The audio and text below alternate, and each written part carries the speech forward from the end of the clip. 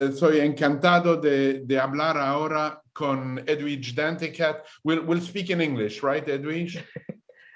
Yes. I think we'll speak in English, pero muchísimas gracias. Le agradezco esto. Muchísimas gracias a Rosa Ferre y a todo el equipo de su centro cultural. So, Edwidge, it's a real pleasure to talk to you. It's like an unending conversation I think we have had over probably nearly 2 decades. Many things I think bring us together. And today, I would like to start this conversation by reading something, reading a poem that I believe means a lot to you and has meant a lot to me, and which I've used and quoted and cited throughout this moment, this delirious moment we're living through of the pandemic. It's a poem by a young poet called Warsan Shire, and she's a Somali poet. And I will read an extract from this poem and ask you to react. This as a way of initiating our conversation, both on immigration, on danger, on refugees, and on so much else. And this is how the poem begins, and then I'll skip through it because it's quite a long and very ferocious poem, which I think everybody must read today after our conversations. It's called Home. No one leaves home unless home is the mouth of a shark. You only run for the border when you see the whole city running as well. A bit later on, you have to understand that no one puts their children in a boat unless the water is safer than the land. No one burns their palms under trains beneath carriages. No one spends days and nights in the stomach of a truck feeding on newspaper unless the miles traveled means something more than journey. No one crawls under fences. No one wants to be beaten, pitied. And she ends the poem by saying, no one leaves home until home is a sweaty voice in your ear saying, leave, run away from me now. I don't know what I've become, but I know that anywhere is safer than here. Edwidge, hearing these words that you know well, in the moment we find ourselves, which is a moment which comes again and again and again, it seems it's, you know, like a minstrel show. I wonder how it resonates with you at this moment on October 15th at 1:30 p.m. in Miami. Well, I want to say buenas tardes, everybody. Muchas gracias. Thank you for having me. Thank you, Paul. For me, it's those words I've been repeating to myself so many times, and actually they started. I started seeing them a lot at protests initially, like on pro-immigration protests throughout the United States. The last 4 or 5 years. And of course, Warsan Shire is a brilliant poet, but sometimes, we have artists that give us some words that really speak to the moment. And that's one of them. Certainly for me as an immigrant who came to the US when I was 12 years old from a family of immigrants who have different types of immigration status. And I think we're also, we're living in a world now that, the UN had a statistic that there's about 65 million people in the world who are stateless right now. And if there were a nation, they would be the 5th largest nation in the world. So I think we have to start thinking of migration and in these much more compassionate way, in this more compelling way, from the point of view of the people who are migrating and the really very difficult choices that they're making. And of course, I I can't but start to think of the painful images we are seeing day in, day out, which for you are much more than just images, of the Haitian refugees. And the Haitian refugees, particularly those trying to cross the borders of the country we both have chosen to live in. Mm-hmm. Well, and absolutely. Sorry, go ahead. No. Oh no, but I was going to say before rudely interrupting you.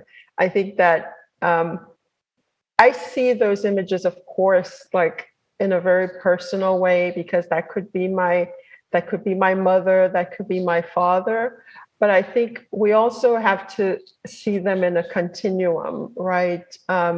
And also they're, we're shown only Haitian refugees, but that border has seen so many migrants from all over the world, just like Europe has been seeing so many migrants from different parts of the world, and sometimes we concentrate on a particular group because that might be the group that can be used most politically because of racism, because of other issues, but on that border there are migrants from all over the world who are coming through, along with the Haitian migrants, and the images are harrowing, of course. And for us, for those of us who are from that community, who are, live on the other side of the border, it's extraordinarily painful. I'm wondering how we can think of a better language to discuss refugees, because I think to a large extent, and I think Worcestershire addresses that in some way, that the language around refugees is a pernicious language, a very divisive language. And I'm wondering how we can recalibrate it, precisely so that we understand that the people crossing are perhaps who we were 2 or 3 generations ago and have forgotten. Well, I mean, I think that's really part of one of the most powerful role of artists, right, in general, is giving us another language. And I think as the children of immigrants, as the potential relative of, the relative of asylum seekers, a family member of refugees, for me, I see the language of potential. I think in the general conversation, whether it's in Europe or in the United States and elsewhere, we're usually offered up this language of, this invasion force, right? And sometimes, we're in the age of a pandemic. So you throw in a kind of like this notion of this diseased horde that's coming to take over the land. But I think on the other side, as people who have had that experience, who are the product really of migration, we see the potential. We see it as potential, and people, I think it was. Someone said, like, you wanted workers, you got people, in migration. I think it was Fritz or someone like that who said it. And the people come with families and want to work hard, have a lot of dreams that they want to live through. They want to contribute to the places where they end up, and so I think that would be the shift. And also individualizing, right? Like, it's a person, it's a mother, it's a father, it's a child, it's someone's beloved, right? And to shift that conversation towards, the stigmatization, the generalization, towards like, I'm just like you, just like you, like your mother, like your father were, as you were saying, to dig back into our own history of migration. Yeah, no one puts their child. I mean, I think that's what's so powerful of Worcestershire, is that anybody reading that poem with any level of compassion understands that you don't put your child in harm's way. And hearing you reminded me of a poem that I'm sure you're very well aware of Gwendolyn Brooks, where she says, "We are each other's harvest, we are each other's business, we are each other's magnitude and bond."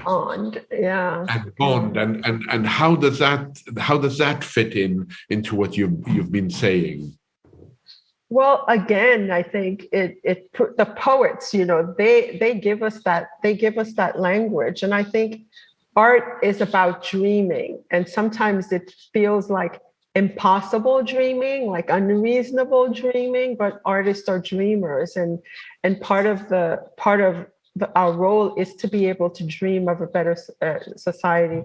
And I remember I had this. It reminds me of Seamus Heaney, who said, "Walk on air against your better judgment." Anyway, you were saying. Yes. But the thing is, a lot of artists, a lot of people who are coming are walking on water, right? Like they're coming by water.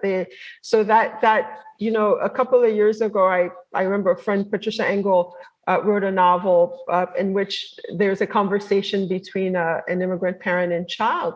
And then the child ends up saying the father says to the daughter, "You don't need to be an artist because immigrants are artists," right?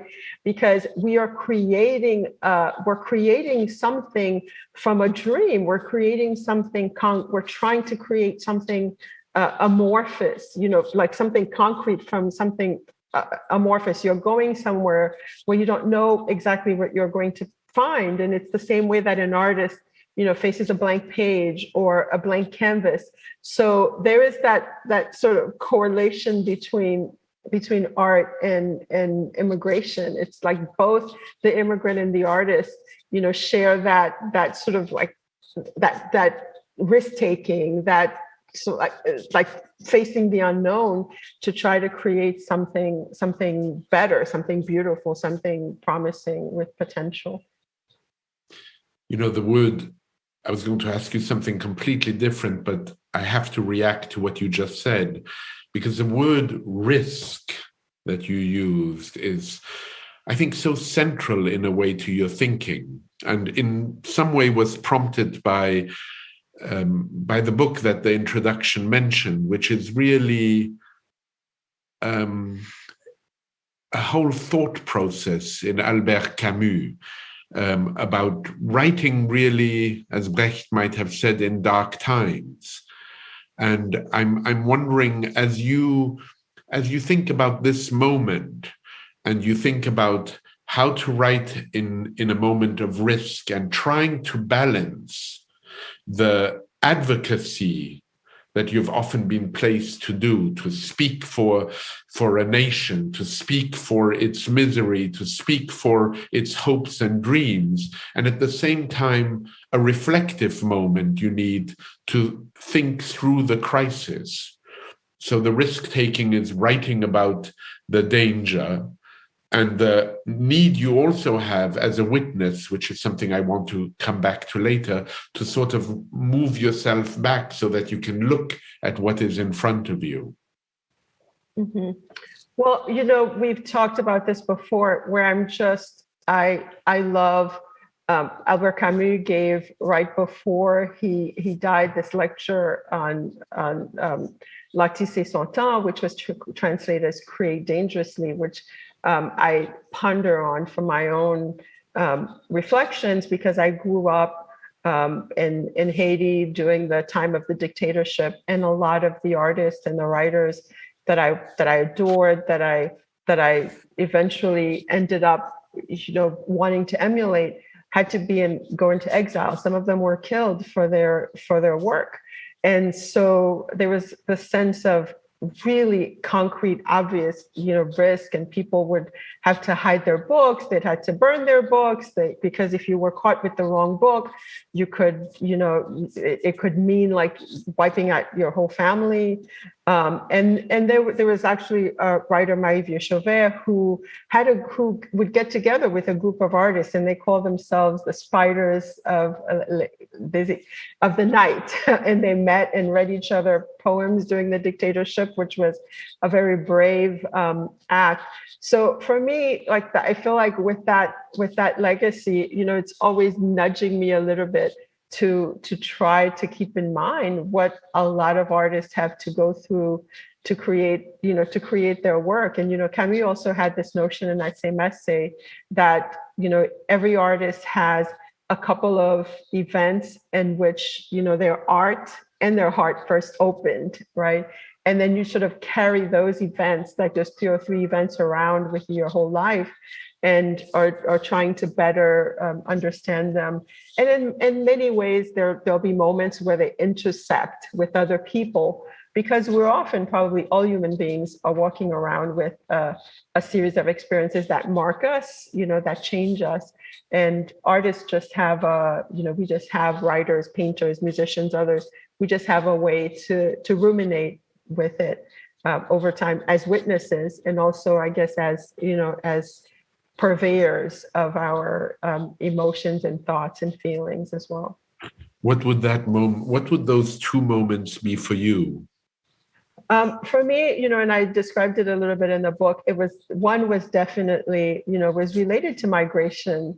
And there's so many now in the visibility of migration, like when you see people migrating, they're holding their children often. And the world was shocked by that one Syrian boy, that image of the boy on the shore. So children are much more visible in migration because their parents are not leaving them behind. But in my case, my parents left me with family members in Haiti because they believed it was safer and it was easier for them to work.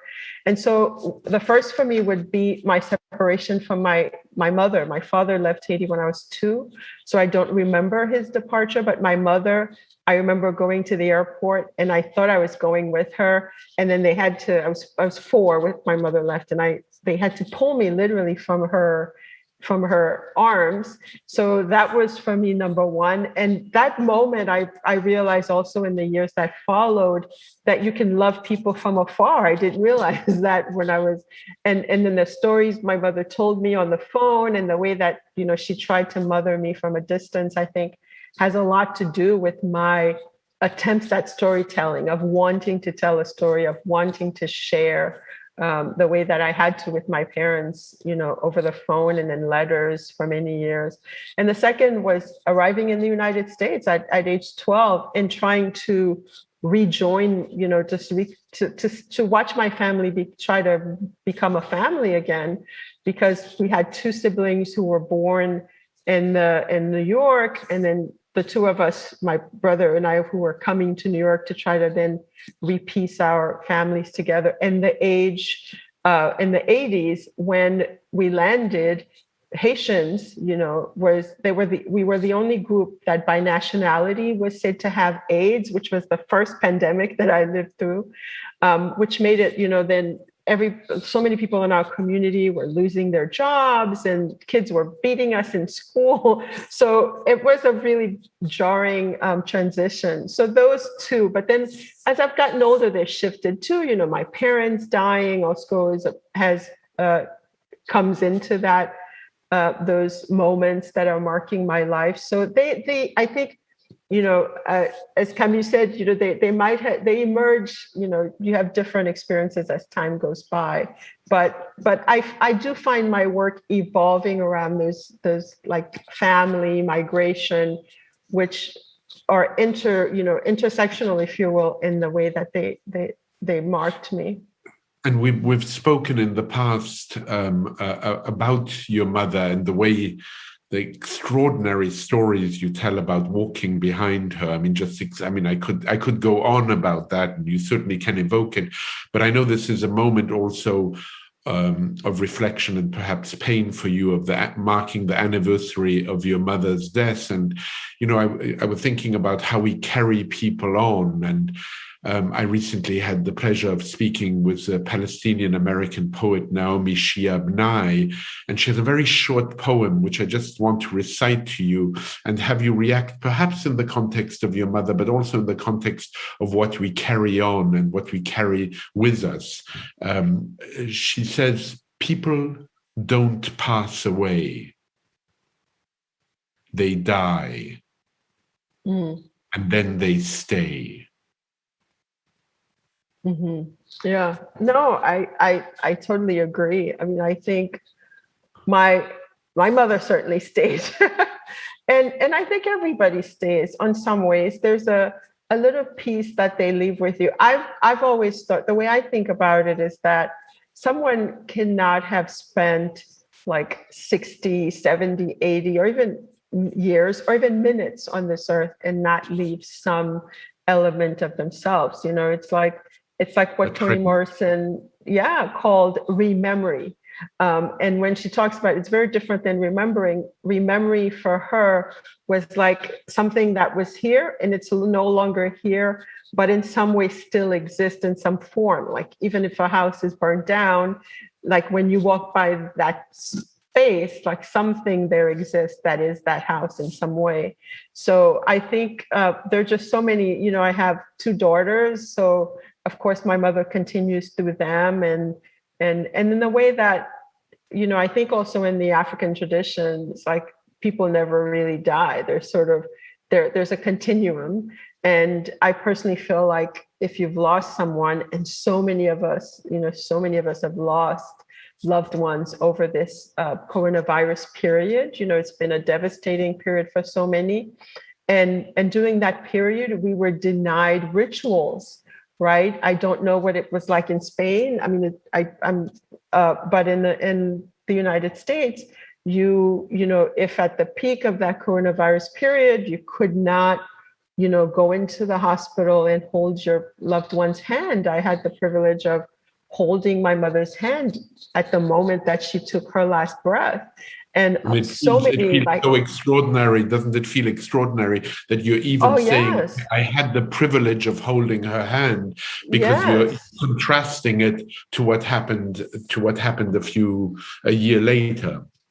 Oh, no, I mean, there are so many people. I have a friend who lost both his parents, and he was not able to, you know, just basically was dropped them at the door and could not go and see them. And so many people didn't have those rituals. You couldn't go, you know, my neighbor passed away and I couldn't go and I couldn't hug her daughters who I've known for so long. And so I think these were all that idea. We had to devise certain rituals for ourselves. We had to attend funerals the way these wonderful people are attending this conversation, right?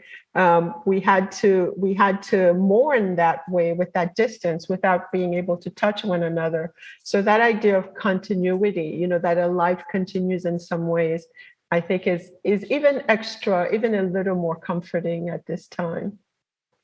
You know, on one of the quarantine tapes, this program I have, which you were on, I spoke with a doctor here who deals in palliative care in Los Angeles. Her name is Sunita Puri, and she spoke about those last moments when family members could not see their loved ones. And she has this moment, Edwidge, and I want everybody, if you have an opportunity to hearing it, it's worthwhile. Sunita talks about being on an iPad with a person dying, and they are speaking to someone who's just behind a glass door, a family member looking in. And the person dies, and when she looks up, the doctor looks up, all she sees is the shadow of a hand on the glass that should never have been there. And it's so powerful. It's so powerful also from the point of view not only of the family but of the doctors. Who cannot bring together patients with their families. I want to shift a little bit here but in a way it includes so much of what we've already spoken about. It's something that you and I have spoken about quite a few times, which is the notion of ancestors. The notion of ancestors, the notion of where we come from, the notion of who we are because of all those people who preceded us, the ways in which you learned to write by listening, the ways in which the oral culture, the wisdom, as Lewis Hyde says, of what resides on the tongue. I've always loved that notion of wisdom on the tongue, the stories that were told to you. And you have this epigraph, which I must read at least once a month, that comes from Michael Ondaatje. I was sure you would know what it is, an epigraph to an extraordinary book of yours, which I encourage all our Spanish-speaking audience to read. I hope it's translated, and if not, just take a dictionary and read it in English. It's a book called The Art of Death, and in it you have this epigraph, which I'd love you to react to now. I think every time I talk to you, Edwidge, I'll have you react to this epigraph every 5 years. Michael Ondaatje in The English Patient writes, "We die containing a richness of lovers and tribes, tastes we have swallowed, bodies we have plunged into and swum up as if rivers of wisdom, characters we have climbed into as if trees, fears we have hidden in as if caves. I wish for all this to be marked on my body when I am dead. I believe in such a cartography, to be marked by nature, not just to label ourselves on a map like the names of rich men and women on buildings. We are communal histories, communal books." How do you hear this now? I think it was such an extraordinary epigraph for you to put. Well, I love that book so much. And as I'm sure some of the viewers do, and there's so many powerful reflections in there about war, about life, about death, about love. But that one really stuck with me, because when I first read it, I was like, me too. Like I wish for all this to be marked on my body when I'm dead. Of course, we have no control over what happens to our bodies when we're dead. But I just love, like, we are communal histories, communal books. How true is that?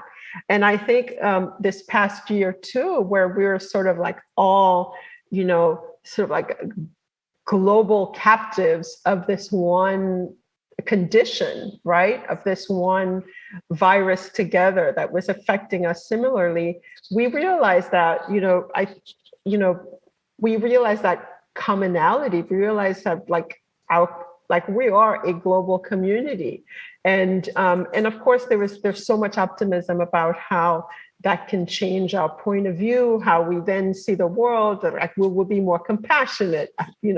That's not happened so much here, but maybe in other places. But we are communal histories, communal books. I think it's something that, human beings need to be reminded now and then. I think it's a very powerful lesson to learn. But I also, on the flip side of it, laugh at myself a little bit, because I remember, we often talk about mountains in Haiti because your family migrated to Haiti, to a rather mountainous place. I remember I was visiting one of my aunts once in the mountains, and I was, and I saw the grave of my grandfather, my great-grandfather, which was this, like, on this plot. And I'm standing there, and I said to my aunt, who was quite old and was one of the people who decided to stay on the mountain and not even to the city, not even to Port-au-Prince. She just stayed on the family homestead. And I said to her, I want my ashes to be spread here, when I'm dead. And then she said, we have enough dust here, like, just get buried where you die.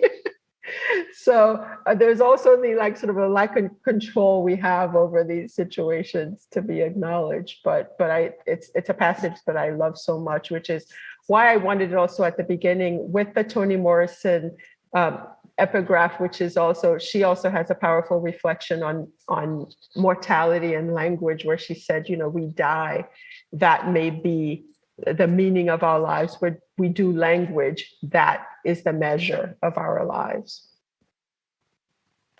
For the listeners now, the viewers now, what you mentioned is quite surprisingly, I suppose, it was a very small Jewish community that left Europe and ended up living in Haiti. I think 107 Jewish families were in Haiti, and there was only a very small Jewish community that existed before, mainly of Syrian Jews. And my parents met in Haiti in 1941. My mother was 16, my father was 21. They got married 3 years later and were married for 71 years. But my father was a farmer on the hills of Port-au-Prince, a little bit above, in a place called Kenskoff. And one of my greatest dreams, Edwidge, which you know because I repeat it often, is to go to Haiti with you when the opportunity comes, and on the trace of my father, but also on the trace of our past and where we come from and what we have. That's what's so powerful of the Ondaatje, what we have swallowed, all the stories we know and all the stories that were told to you. And this brings me to this notion of the writer as witness. The writer as witness, and the writer, what do you have to testify to? And I'm always reminded, because I'm a quotomaniac by profession, I'm always reminded of this wonderful line of Primo Levi, very sobering line, and I'm wondering how it sits with you, where he says, "I have deliberately assumed the calm and sober language of the witness, not the lamenting tones of the victim or the irate voice of someone who seeks revenge." I'm not a quote maniac like you, but this is one of Thank those God. quotes that this is one of those that I feel like I remember, then I forget, I remember, then I forget. And I'm so grateful for you, to you for reminding me. I think absolutely. I think they're different registers, right? And of course, who bears greater witness, even with his life and death, than Primo Levi, right? To such horror. The question you ask is also similar to, there was a 1984 interview with the writer James Baldwin. And another writer, Julius Lester, asked him, "What are you bearing witness to?" And he basically said, "To who I am, to where I am." And these are sort of, we're all living through, again, together, through these extraordinary times, right?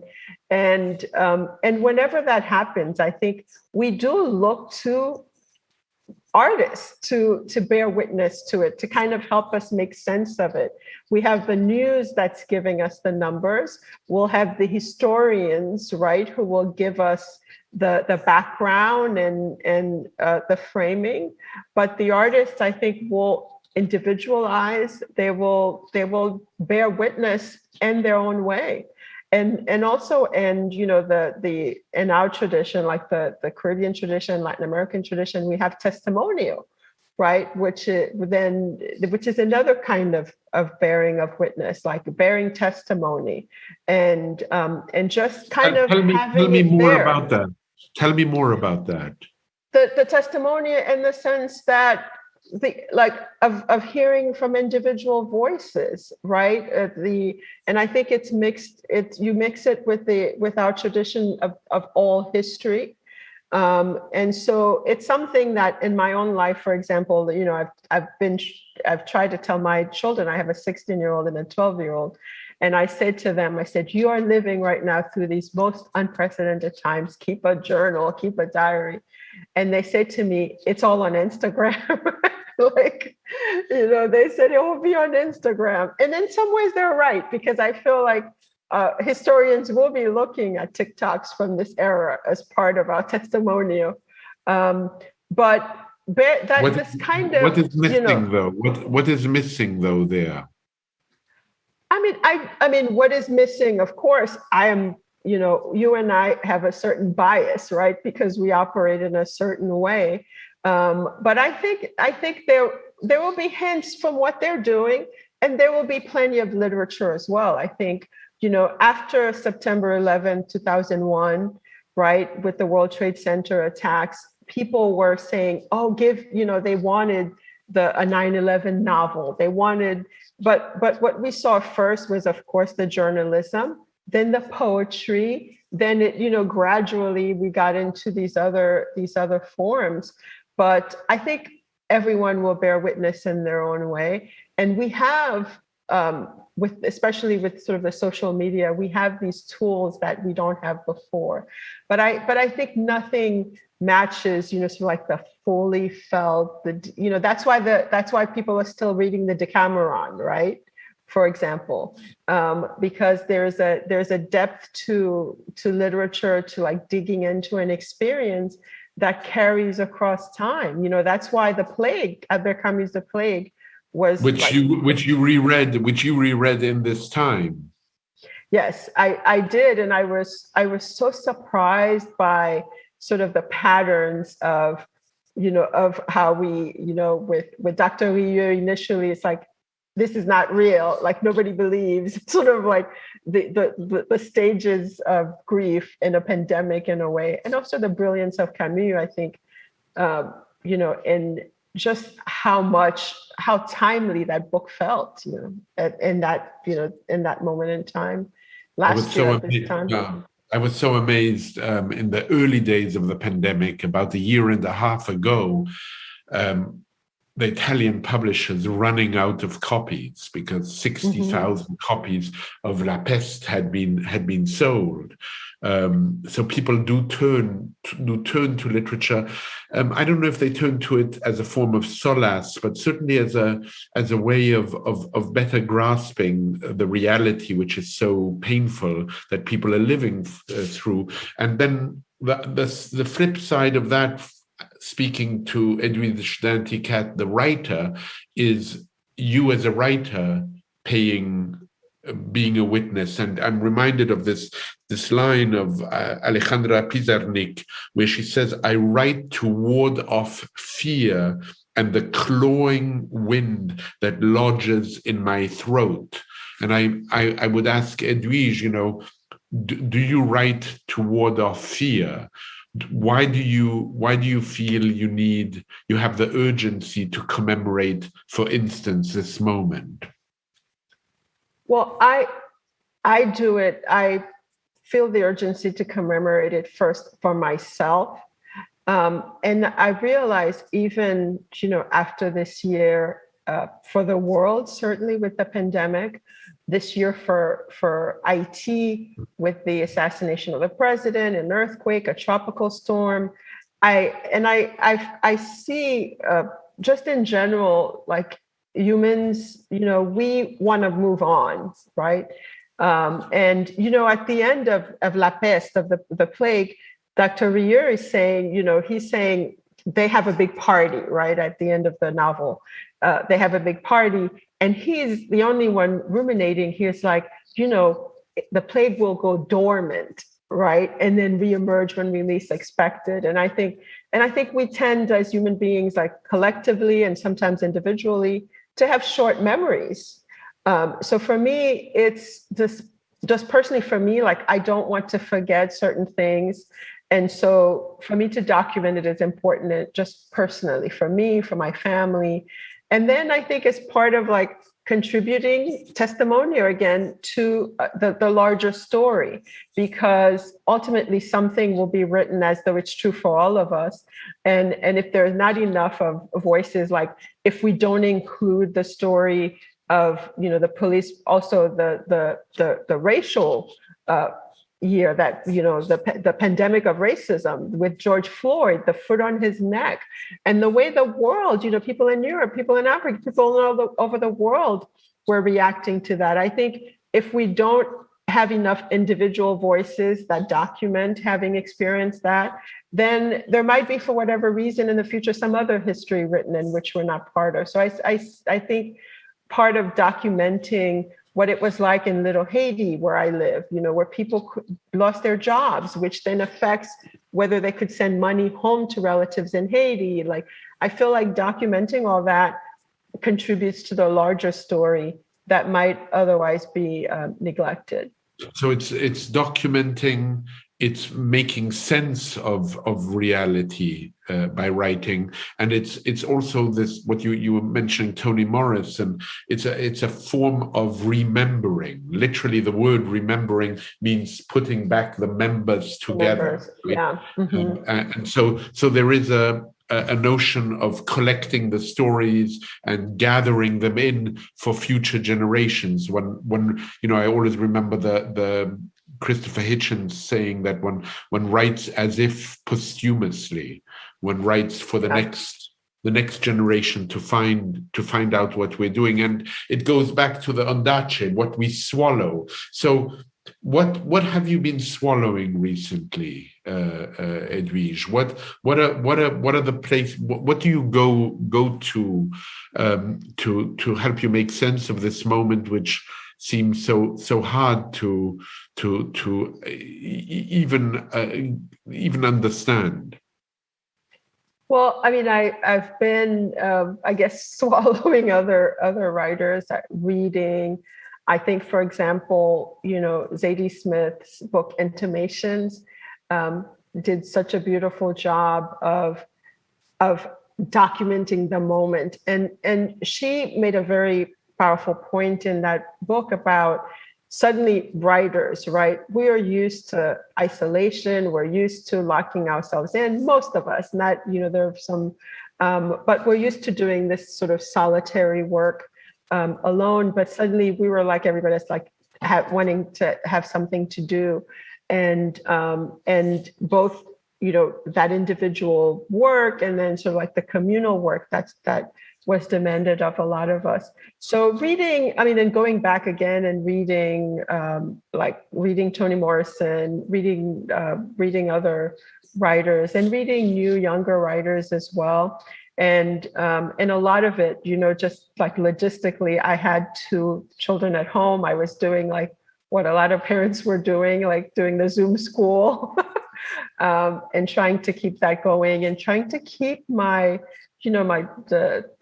my children's spirit. And also there was a lot happening with our family's members in Haiti, even though, the coronavirus wasn't, the numbers weren't as high there, but there were other issues. So just really, I was very dramatic, I think, about when I was asked that question during the pandemic era, because I knew so many people who had lost loved ones. I would just say, when people would say, "How are you doing?" I would just say, "I'm just trying to stay alive." Like, so, and I would say that to those sort of people who were bold, and they were like, "Let's have coffee." I'm like, "No, I'm trying to stay alive." And so I think part of that, like feeling suddenly that fragility of life, made the art, sometimes it made it seem a little futile, but other times also like, oh, I better say the things I want to say. I better create the things I want to create. I better do the things I want to do. It's like Annie Dillard, an American writer, wrote in a book called The Writing Life. She said, this note, she said, to write as though this were your last words, like always. Like she talks to writers, she wants writers to create in that way. And then she also says to write as though you're writing for, quote, terminal patients, because that is, after all, the case, generally, not just even in the pandemic, but you could. All of us. Yes, exactly. All of us. I always remember my mother saying that living is dangerous and the outcome is always fatal.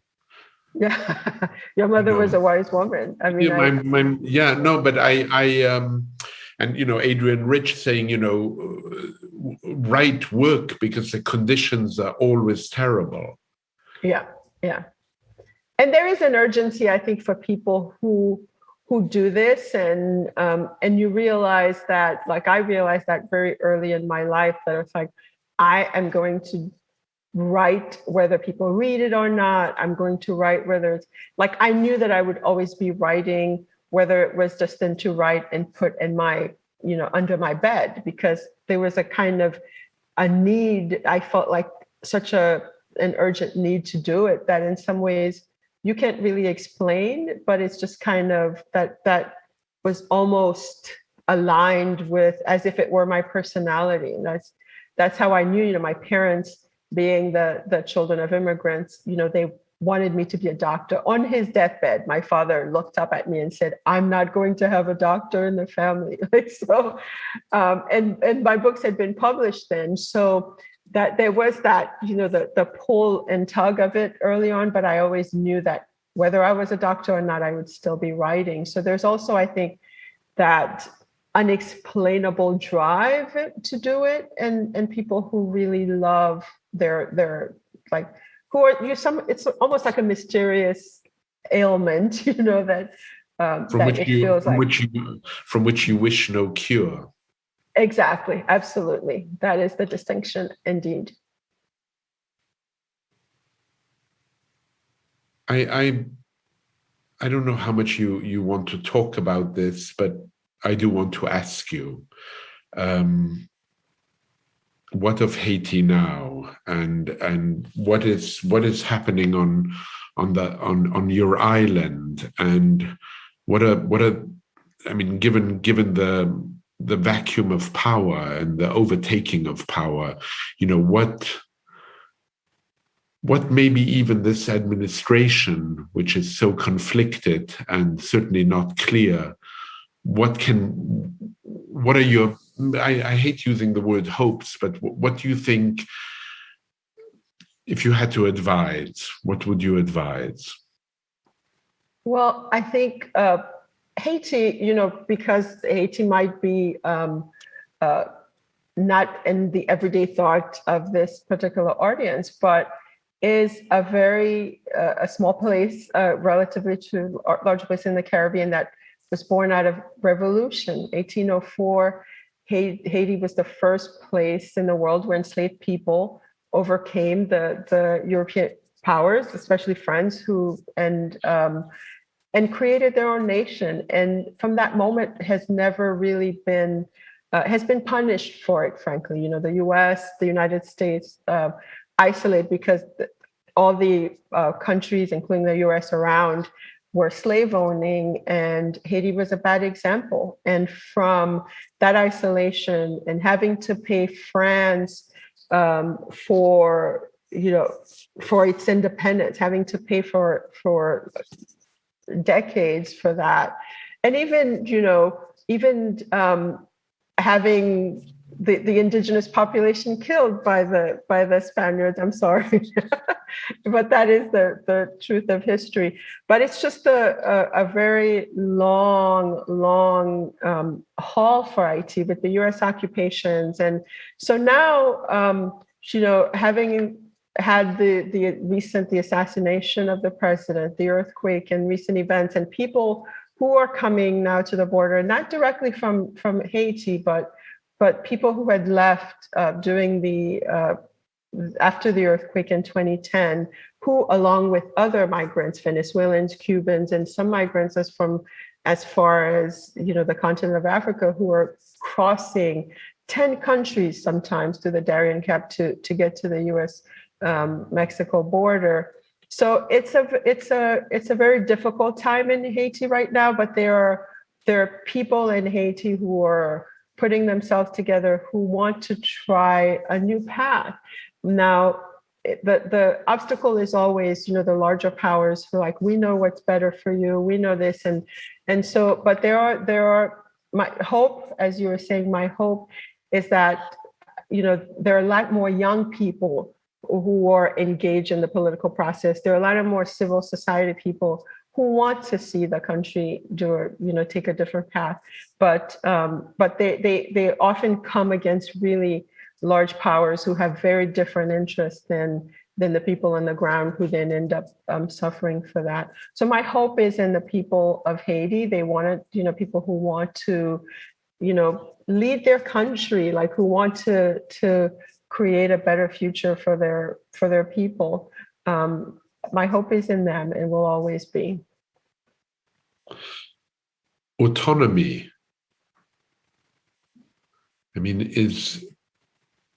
it seems that Haiti is so rarely granted autonomy. Absolutely. And for some reason, every time Haitians express their desire or vote for someone or want to be allowed to vote for someone who wants to go in that direction, they're squashed. And then it's sort of like a cycle begins again, which it seems like where the US policy wants to keep Haiti, because they sort of keep recycling the same people as their representative. And they have a lot of power in the region, and they especially have a lot of power in Haiti, and certainly in enforcing their wills on Haitians. Edwidge, in closing, I want to leave you with a reaction you had to Junot Diaz, which I absolutely love. And I'd love you to riff on it as if you were a jazz musician. Riff on your own reaction to his comment. I will read his question and see if you remember how you answered. It's just marvelous. He said, Junot Diaz said, "The Caribbean is a cradle of African diasporic genius. When you are away, what do you miss?" Do you remember what you answered? Oh, I remember the question, which is a wonderful question and so important to remember. I think I said humor. You said laughter. Laughter, yes. So riff on that. Laughter, because I feel like that's one of our survival skills. Like, I remember being in tap-taps in Haiti, sometimes at very difficult moments, and the jokes, the tap-tap and the jokes, and the double entendres of humor, of the proverbs, of just the way people tease each other, taquiner, laughter. It's such an it's sort of like not how people see us in the midst of all these tragedies, but there's even a whole literary genre called audience, which is just about satire and laughter. So yes, laughter. We all need a lot more. We all need a bit of that in our lives, of course, wherever we are. These are very difficult times in the world. So laughter and humor are just as crucial, I think, as witnessing. but that is what you miss when you're away from Haiti. That's what I found so powerful is, there Junot Diaz is asking this really substantial question, and you answer in an equally substantial way. What you miss is the laughter despite the tragedy, despite what you're witnessing. As harsh as it is. Yeah, that's what I've found, like at least in my family with my folks. I feel like that's helped a lot. That's helped a lot in terms of coping, and that's also features a lot in the art. This sort of sometimes vaudevillian humor, just the beauty. I think it's underestimated, and it's something that in my work I find hard to do, but I think that in Junot's work he does. I think that it's the beauty and the power of laughter and is sometimes very underestimated, but it's something that is very important. And laughter is so important as a form of resistance against dictatorship. Absolutely. And a form of resistance against just the world's constant desire to destroy you. On this joyous note, Edwidge, it's been a real pleasure to speak with you. I can't wait when we can speak in person, but I'm very happy we could speak this way. And to all the Madrileños, muchísimas gracias. Thank you so much for inviting us. Yes, I'm very, very pleased to be having this moment. I feel that one of the pleasures, if there's any silver lining to this pandemic at all, is these moments where we travel, even if virtually. It's better than not traveling at all, and it's been wonderful to share this moment with Edwidge and with all those present around the world watching this, and those in Madrid who have hosted us. Thank you very much for your kindness. Thank you. Gracias. Muchas gracias. Bye bye.